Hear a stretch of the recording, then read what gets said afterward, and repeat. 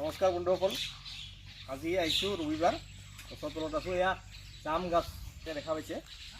ইয়াতে আচলতে তিনিডাল জাম আছে, যদি কেমেৰামেনে দেখাব পাৰে। এডাল দুডাল তিনিডাল ওচৰা ওচৰিকৈ। এইবিলাক বয়স মোটামুটি 13 বছৰ 14 বছৰ মান হ'ল। আৰু গোটেইকেইডাল জাম যদি আপোনালোকে দেখা পায়, ধুনীয়াকৈ ফল দিছে কিন্তু। আৰু এই জামবিলাক বহুতৰে ঘৰত দেখা পাওঁ। জাম মানে সাধাৰণ মানুহে পাৰি খোৱাৰ কোনো সম্ভৱ নহয়। এইকাৰণে সম্ভৱ নহয়, দেখা পাওঁ যে জামটা তাৰমানে তলত পৰাৰ লগে লগে মাটিত পৰি লেতেৰা হৈ যায়। সেইকাৰণে জাম মানে গছত থাকিও বহুতে খাব নাপায়। আমাৰো একে অৱস্থা। তলফালে যদি চাই আপুনি চাওক, একদম তলটা একদম লেতেৰা হৈ আছে আৰু মানে জামবিলাক সৰি সৰি নষ্ট হয়। কিন্তু জামবিলাক আকৌ নিজে নিজে সৰা নাই, এইটো আপোনালোকে মনত ৰাখিব দেই। মানে বহুতে ভাবে যে জামবিলাক সৰি সৰি, জামবিলাক বেছিভাগে সদায় এই পক্ষী মানে চৰাই। ইয়াতে দেখা পাব ওপৰত বহুতকেইটা চৰাইয়ে এতিয়া এই মুহূৰ্তত জাম খাই আছে আৰু জামবিলাক খাই খাই তেওঁলোকে পেলাই দি আছে।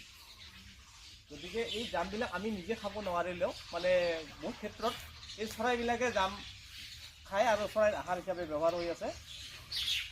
গতিকে আৰু এটা কথা, এই তাৰমানে বৰ্তমান এই জামৰ তলটো চাওঁ অত্যন্ত ডাঠ, কিন্তু ইয়াতে মানে বহি আপোনালোকে অত্যন্ত আৰাম পাব। বাঁহৰ তলবিলাক যেনেকুৱা ডাঠ, ঠিক তেনেকৈ জামৰ এই তলটো খুব ডাঠ। সেইখিনি অলপ আৰু চাফা কৰিলে হয়তো আৰু বেছি ভাল লগা হ'ব। আপোনালোকে জামৰ তলত বহি পাইছেনে? গৰমৰ দিনত চাবচোন। আৰু ইয়াতে মই দুই এটা জাম খাই চালোঁ, জামখিনিও বৰ সোৱাদ। গতিকে আজিৰ ভিডিঅ'টো বিশেষ নাই, এইখিনিয়ে। আপোনালোকে ভাল লাগিলে নিশ্চয় লাইক আৰু কমেণ্ট কৰিব। ধন্যবাদ।